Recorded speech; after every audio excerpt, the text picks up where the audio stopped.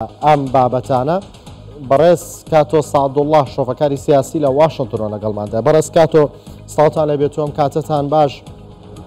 پێتان وایە ئیسرائیل وەڵامی ئەم هێرشانی ئێران بداتەوە؟ بەیانی باشە و باش لایوە ئەمرو تەبیعی بەری چەند ڕۆژێکە گەر بیرە دەبێت کا کۆمار من لەگەل جەنابێتە و جەمالی بگوت و ئیران دەبێ هێرشێ کرد و ئەمریکا زانی، یعنی ئەمریکا پشتی چەند محاولەی کردن بڕێگای ئەڵمانیا و ڕێگای ئیتالیا و چەند وڵاتێک دیت عەربی و ئیران وێ هێرشێ نەکرد، بەلێ دیارە ئیران مصمم بی و وێ هێرشێ بکرد سەر ئیسرائیلێ و شەرتت ئیرانێک و وێ هێرشێ نەکرد زۆر شەرتت قرس بین. على كل أمريكا يعني بتوقيت واشنطن بكاتي واشنطن ساعة 12 نيورو لا يوا ساعة حبي ساعة حبتي ورا خبرك قلتي جو بايدن وحمو قابلي كوتش كيسبي دعوت كرم بو وايت هاوس جو بايدن لإجازة بو قراوة هاتا وايت هاوس أو وقت مزان يعني كو تواوي يعني إيران هرشي دكت ساعة 11 شو توقيت عراقي وابزانم دست بكرت أف هرشة بدرونو بچند صارو موشك كروس استاجي حتى استا وكيد بيجن بردوامه سبسياري قورة استا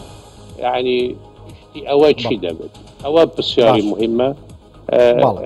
اگر ببینن واضح بکی ببوره ڕاتەگرێ متبێش سوپای ئیسرائیل قسە کابزانین چیڵە لەبارەی هێرشەکان دواتر گفتوگۆکەینەوە. وەکو ئاماژەم پێکرد تاکو ئێستا بەرەینەوخۆیی بەردەوامە لە لێدانی زەنگی ئاگدارکردنەوە لەو ناوسانەی کە هێرشیان کراوەتە سەر سوپا تەواو ئامادەیە و ئێمە ئامادەین بۆ ئەوەی وەڵامی هەموو زۆرە پەرستەندێک بدەینەوە. ئێمە بە گوێرەی پلانەکانمان کار دەکەین بەردەوامی لە پابەندبوون بە ڕێنماییەکان. وەکو هەمیشە بەردەوام دەبین لەوەی کردومانە. سوپای ئیسرائیل هەمیشە ئەوەی کردووە و هەمیشەش بەردەوام دەبێت لە پاراستنی ئیسرائیل و بەرگریکردن لە خەڵکی خۆی.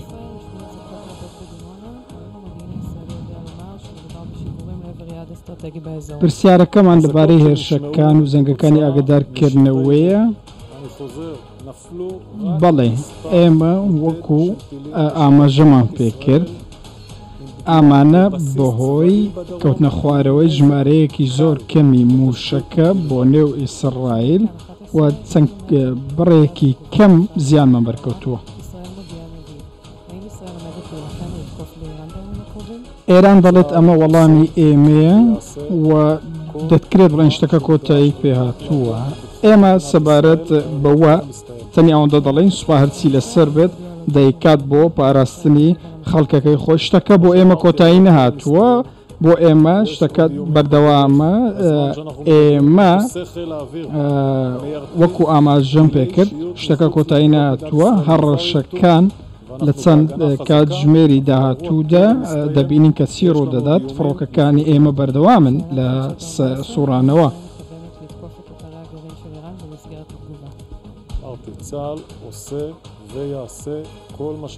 سەبارەت بە وەڵامەکانی ئێمە و هێرشکردنە سەر وەکو گوتم ئێمە بەردەوام دەبین لە بەرگریکردن لە خۆمان. پرسیارەکەمان دەربارەی ئەوەیە ئایا سوپای ئیسرائیل بڕیاریداوە هێرش نەکاتە سەر ئێران بە گوێرەی ئەو ڕێککەوتنەی لەگەڵ بەریتانیا کردوتانە؟ هێشتا بابەتەکە کۆتایی نهاتووە. جارێکی دیکە جەخت لەوە دەکەمەوە ئێمە تازە لە سەرەتای ئەم ڕووداوەدەین، هەموو شتێکی پێویست بۆ پاراستی خۆمان دەکەین.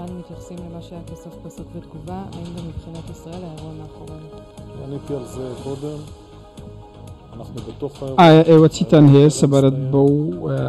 قسانەی ئێران و وەڵامەکانتان چۆن دەبێت؟ جارێکی دیکە وەکو گوتم بابەتەکە کۆتایی نەهاتووە، ئێمە تازە لە سەرەتای ڕووداوەکەین، ئاسایشی ئیسرائیل دەپارێزین. من تەنیا دەمەوێت ئاماژە بۆ بکەم کە ئەم شەو ئێران هێرشی کردووەتە سەر ئێمە، هێرشێکی بەرفراوان بووە لەلایەن ڕژێمی ئێرانەوە. ئەو ڕژێمە هەستاوە بە ئامانجکردنی ئیسرائیل بە نزیکەی 200 موشک و درۆن بە ئاراستەی ئیسرائیل بەو شێوەیە هێرشی کردووە. هاوبەشەکانی ئێمە ئێستا لە کارکردن لەگەڵ ئێمەدان، ئێمە لەم ساتانەدا کار دەکەین بۆ ئەوەی وەڵامی هێرشەکانی ئێران بدەینەوە.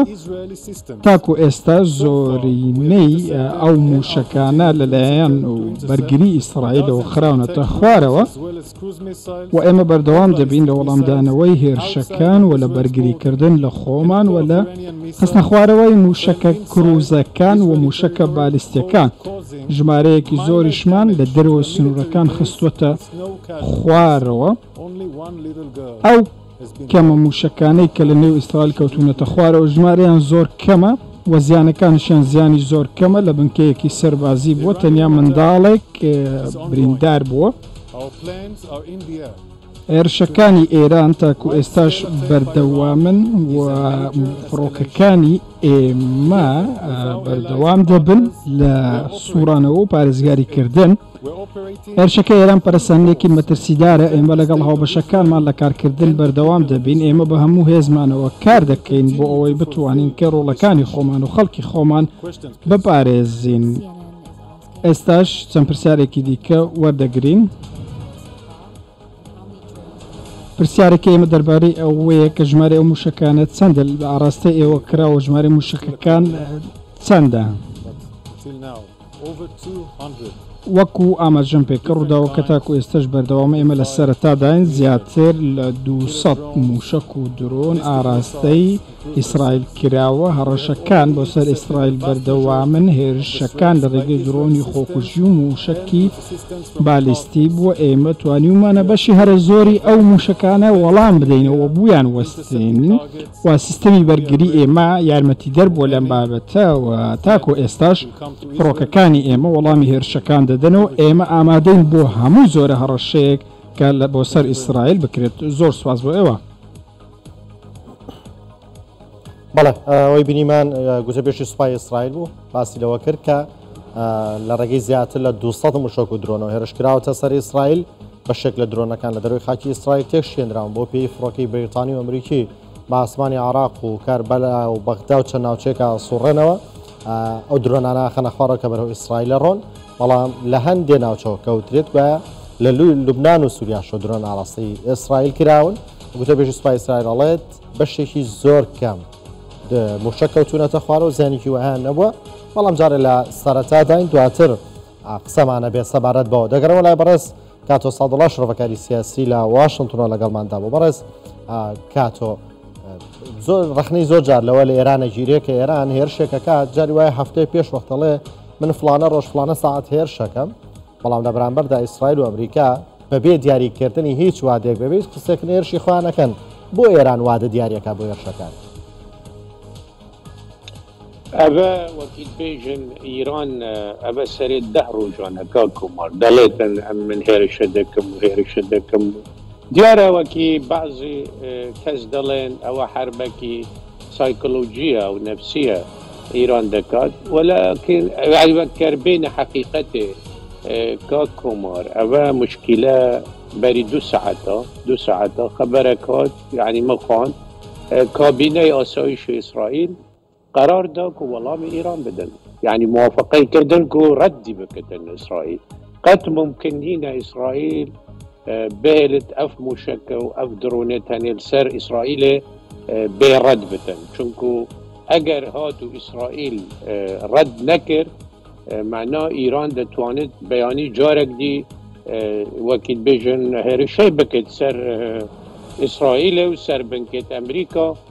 و نقطة دويجي أمريكا وبريطانيا جي كتن لقل أوف يعني وقت بيجن بهرشة. إيران زور جارا وکی گوتی دزانی گوت اگر امریکا و بریتانیا و ولاتک دی خونه کتا لنا بین ما و اسرائیل دا بلام فروکت امریکی و بریتانی زور افموشه که لسر اسمان عراق و اردن و سوریا اویدی کرن الویرنو که استا هیچ کس ناتوانده چه بیجد حتی که اف هرشه تواب بکن توابی فیسی کم هوا فیسی دوام بینین اسرائیل چون ردی ایران دکت و اسرائیل به تندی گوتی امشو نابورد لسر طهران وکو زلزالك لطهران دروز دكي وتهديد اسرائيل جدينا نوكو تهديد ايران بسر الدهر وجانا دليتن امن هير الشيء دكم وهير الشيء دكم وتشتاق ديج يعني راستي ناوچا براو خرابي دا شتاكم مر وتشتمت بيت بلهم يعني ابرو ساعة شواري ايواري سرك وزيراني عراق سوداني قهشتا واش وهاي أودي بتشي يعني وحمي حكومتي أمريكا استا لإمرجنسي دانا وحالتي طوارئ دانا هر لجو بايدن وحمو أندامي آسايشي أنجومني أمريكاية حمية كومبينة دانن آية دي چا بچا كفتنا سوداني لقل بايدني وآية دي چا بتن نوچا يعني إسرائيل دي چه نوع ردكي كتن آية دي لبناني قال حزب الله اف شرد فراوتر بتن حمي حتى بشتي اف هرشة توابت دواي دي فيسي دواي وكيد بيجن فيس بي چون دبت اواخر ابا بله اما دخوكا آلوستر ناكات كإسرائيل يسا هرشي ولام دانواكا اسرائيل نراوستت اسرائيل بوتي اما ردي دكين اگر ايران هاتو هرشكر سر اسرائيل اما ردي دكين وماكي مقوتي تباري 2 ساعتا كابيني اسايش اسرائيل امضاي كرد وموافقه كرد كو ردي بكن لسر ايران وتوابو يعني ناتوانن هيدي ردي نكن وابزانم جي امريكا وبريطانيا وزور ولاتي بيجي دي بيجيريا وكيد بيجن اسرائيل كن ايران غلط بي يعني اگر امريكا بسري حفتيها كيا محاولة دكت كو ايران فيهر الشيء نكتا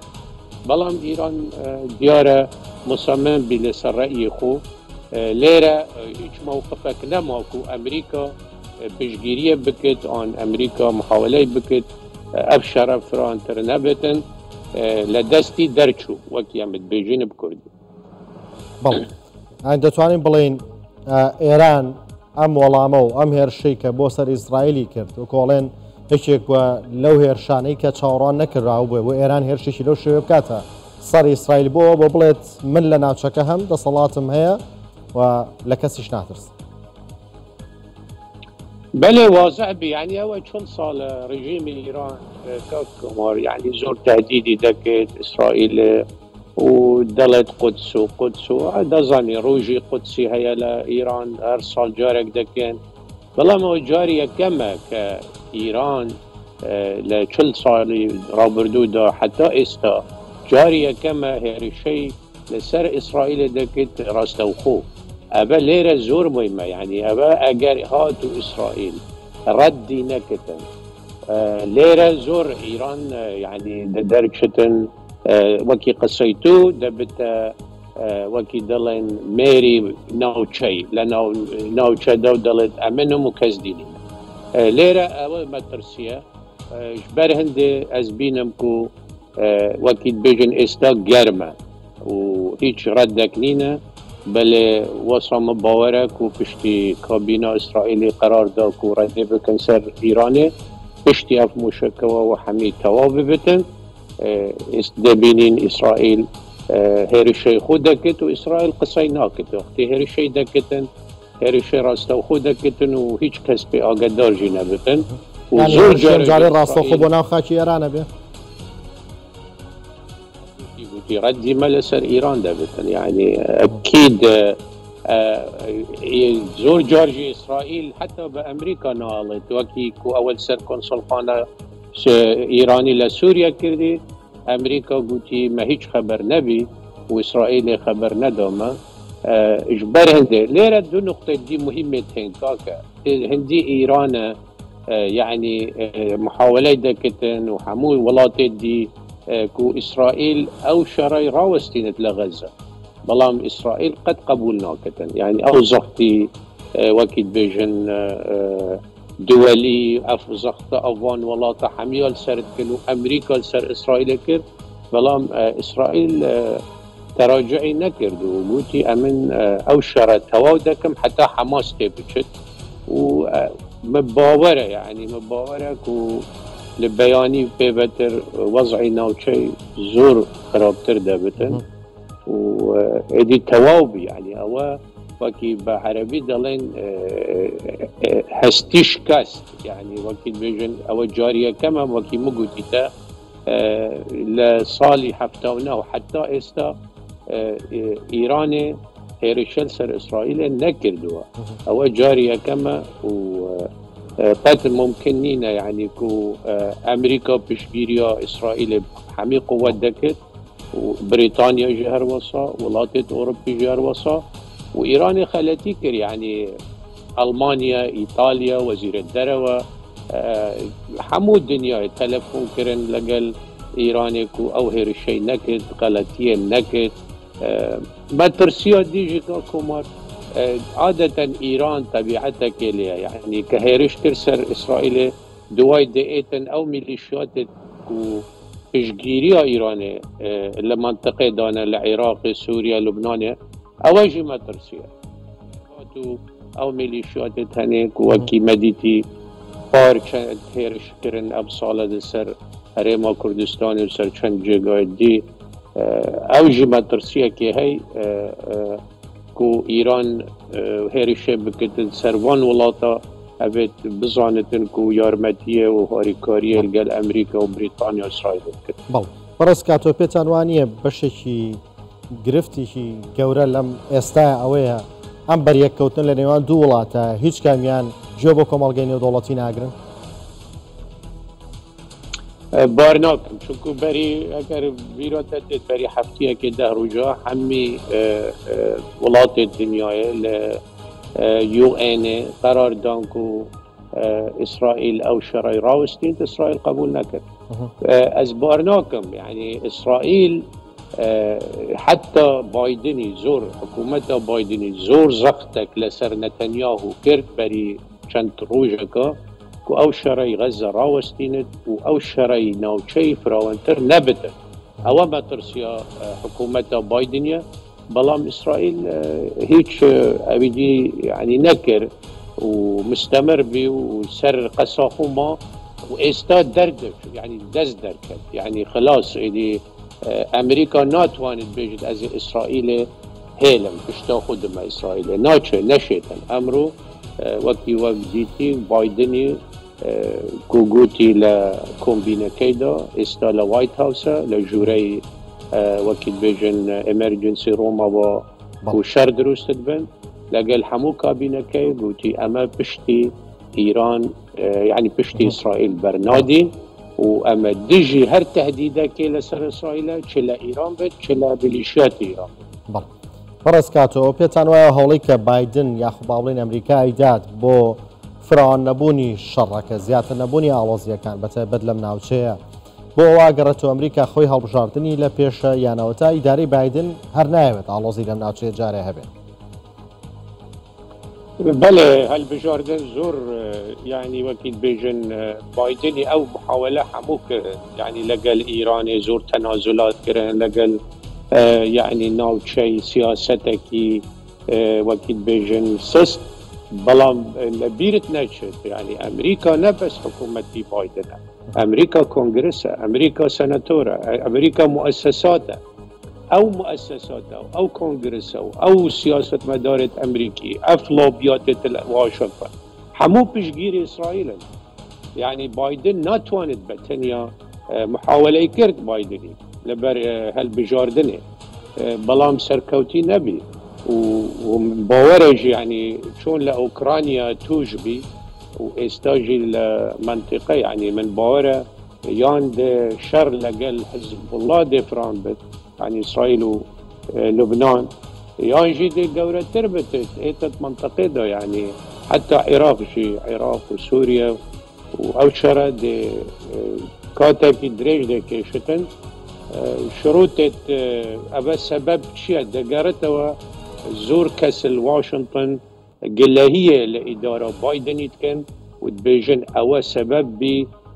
زور تنازلات بو إيراني هاتن كرن ورد نهاتن كرن لقال إيراني لبر أوا استام قاشتينا أو نقطة اگر هاتو وكي ترامبيش بري 2 ساعات قوتي اگر من سروق بما قد إيراني نتواني محاولة بكتن هيرشل سر إسرائيل بكتن بل يعني استا بايدن حمو سقلي خودين هذا سر إسرائيل وحمو كابيني جاك سوليفان وزير الدرة بلينكني وما عدا وكيد بيجن كونغرسمانا ماركو روبيو وغيري وان حمو استا دلين او هيرشا سر إسرائيل كان سر أمريكا تكرن وأما بشجيريا إسرائيل دكين بحمو قوتي بله بس شكل شرۆڤەکاران باس لە خراپی دۆخی دارایی ئیسرائیلەکەن بە تایبەت کە نزیکی 7 مانگە شەڕی حەماسی شەکات دۆخی دارایی ئیسرائیلەوە هەڵەگرێت کە بکەوێتە وەڵامدانەوەیەک و جارەتر وەڵامدانەوەی ئێرانیش و لەو لاشە شەڕی حەماس كاكا قد أمريكا بشتا إسرائيل برنادت و باور حفتيا بيت كوجارك دي كونغرس داني شتن و دنگ بدت لسر او باكيجي ب6 مليار دولار بو اوكرانيا وبو اسرائيل وابزانم دي ابروف بتن يعني دي قبول كن وبري چند روجكا يعني زور شحنكي قوري سلاحي لأمريكا قايشتا إسرائيل أمريكا بشتا إسرائيل برنادت وقد ممكن هنا كوقف ولاطة أوروبا وألمانيا وبريطانيا وفرنسا بشتا إسرائيل بردن أو حمو إعلامة إسرائيل ولاتك حساب دكن وبشكك لولاتاني ش أمريكا بيت ش أستراليا بيت ش أوروبا بيت وأزبينم يعني كو او دارایی تدبیجی حفتیا بید دی اپروف بید لکانگرس فارم بەڵێ پێتان وایە کە دۆخەکە بۆ گەشتە ئەمەی کە ئێران بەم شوێ وەڵامی بۆ ئیسرائیل هەبێت لەوەی کە بۆ خەڵکەکەی خۆی بسەلمێنێت کە قبوڵی ناکات هێرشی بکاتە سەر یان لە ئاستی نێودوڵەتیە خۆی پیشان بات ینی بۆ گەشتام قۆناغی کە ئیسرائیل و ئێران بەم شوێ بکەونە منملانەیەکەوە کە خەریکە بێ بە شەڕێکی ڕاستەوخۆی نێوانەیە كاك يعني من باوريا من نوت لصدى إسرائيل رد إيران يعني أو هيك مجال تدانينا لبر كابيني إسرائيلي وقتي قرارك إمزادك وموافقة دكت تواو دروز بي بري 2 ساعات وكي مقوتيتا كابيني إسرائيلي وكي بقرار داك و هرشي ردي بكن لسر ولامي إيراني بدن بقوات البرشي كوما لبر أوا هجر أمجار إسرائيل رد إيران النكر إيران جارك دي إيران بهزاران موشكة تين بالستي درونة تين درونة شهد ويا كمين درونة لوكالة الدنيا دادت وروسيا وشري روسيا وأوكرانيا باو درونة ديتا كرنه اگر هاتو ردي نكر وابزانم يعني إسرائيل شكستن دينتن وإيران دلتن من ولابير من نتشتن يعني عين أو خلتي كير صدامي وقت خدا وقت كانت مشكك وكيد بهرش كر سر إسرائيل بشتي جمديد مصير صدامي شلهات أوانا يعني قد توقعنا بكو إيران في بينغو في بافيجتن يعني جرعتي بكتن وبيتن هيرشل سر إسرائيل بكت بلكر يعني واقعا حقيقة أجر زيان قالك شوي بت لإسرائيل زيان ندا دس ندا مهم يعني معنويا دي بيجتن مشكت من جهشتنا إسرائيل وسر عسمان إسرائيل ما جهان دا إسرائيل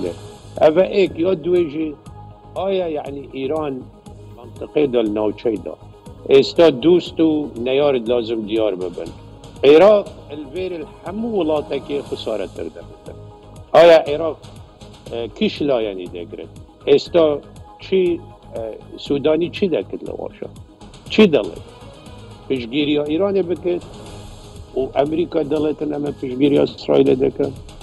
يعني أبا يعني زور خراب بي بو عراق براستي وما قود يعني قال جنابته وقال كاك جمالي مقود احتمال اف هاتنا سوداني جي يعني ها بهلوة كاك كومار كاريسة شاروجا وفعلا يعني اف هاتناوي يعني نظنم شون دبتنو شون شافيك هاتن ديكت القل إدارة بايدن مشغولة بأول شرع إيراني وإسرائيلي وشون يعني رأي عراقي يعني بتشي آيا بشجيري إسرائيل ديكت آن إيران ديكتن آن أمريكا ديكتن أبا حمو يعني براس المنطقة عراق صارت سركي يعني بله برس كاتو لدواء يرشكي إيران بوصل إسرائيل كام شو دستي بيا كردوا بەهای دراوی ئێرانی زۆر دابڵسی بەشێکی زۆری باکەی لەدەستدا لەگەڵەوەشدا کاردانەوەیکی زۆری نێودوڵەتی هاتووی دانی هێرشەکەی ئێرانەکەن ئەمە تا چەند کاریەگەری ئەبێت لەسەر گۆشە گیرترکردنی ئێران لە ڕووی سیاسی و دیپلۆماسیەوە. طبعا زۆر خراپ بێ بۆ ئیرانێ بەلە شتێک دیژی لە بیرمان نەچێتن مەترسیە ئەمریکا و وڵاتێت وەکی بێژن ئۆروپی و ئیسرائیلێ و إيران جهشتيا وكيد بيجن بومبي تومي تواف دروس كربتن هوا ما ترسيا اگر هاتو إيران يعني حاضر بينيا خوكيا او هير شيكر تو اعلاني بكد بيجتن او من بومبي دروس كر او زور خطر يعني او زور كسا وكي قوتي زور ليدرت سياسي ايك شوان ترامبي قوتي احتمال اما شوينا حربي وكيد بيجن اوي السيام حرب عالمية السيام ابجي يعني ذكر ناوتشاتك شو ابروكا ايراني جميك اسرائيلي لهرمز دا يعني دست خدينات سر زور خرابة بو حمود دنياي نبز بو ايراني يعني ابروكا كر ايران هاتو او هرمز قفات كر لدريا دا او الدنيا حمود شل صدي انرجي وطاقتي عالمي والدنيا لو رقاية دايت او بحري سورجي يمني وحوسي الويرجي مشكلة هي او التأثير اللي حمود الدنيا دا كتن بهاي حمود تشتك جران دابتن لبر او امريكا واوروبا قد ناتوان راوستن واجر ايران سر او رقاية بمينتنو ديجي حمولات بله برئيس كاتو سعد الله شرفكاري السياسي لواشنطن لقل من دابش سباس بو شرفكارت بله